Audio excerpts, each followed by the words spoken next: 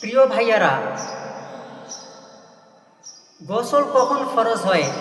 স্বামী স্ত্রী মিলিত হলে কি গোসল ফরজ হয়, নাকি বীর্যপাত হলে গোসল ফরজ হয়, না বীর্যপাত হলে গোসল ফরজ হয় না? এই প্রশ্নটা নিয়ে কিন্তু আমাদের মধ্যে কিন্তু ঘোরপাক খায়।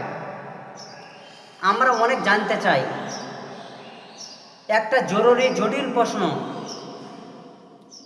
যে স্ত্রীর সঙ্গে হয়তো আমি কোনো খেলা খেলছি বা আনন্দ উৎসব করছি, আমার কি গোসল ফরজ হয়ে যাবে? আমাকে কি গোসল করতে হবে? গোসল করা কি আমার উপর ওয়াজিব? নাকি যখন স্ত্রীর সঙ্গে মিলিত হব তখন আমাকে গোসল করতে হবে?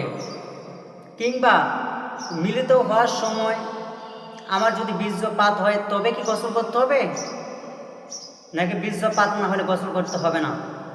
এরকম একটা প্রশ্ন আমাদের জানতে হবে, জানার দরকার। এই জিনিসটা প্রত্যেক মানুষের জানার দরকার, ছেলে এবং মেয়েদের। আয়েশা রাদিয়াল্লাহু তাআলা আনহা থেকে বর্ণিত, তিনি বলেন, পুরুষাঙ্গের খাতনার স্থান স্ত্রী যৌনাঙ্গের খাতনার স্থান অতিক্রম করলে গোসল ওয়াজিব হয়ে যায়। তাহলে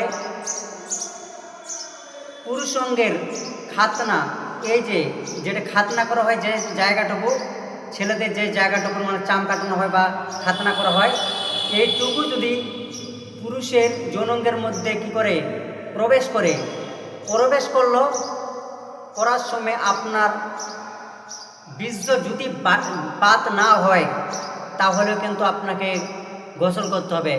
গোসল আপনার ফরজ হয়ে যাবে, গোসল আপনার প্রতি ওয়াজিব হয়ে যাবে, গোসল আপনাকে করতে হবে।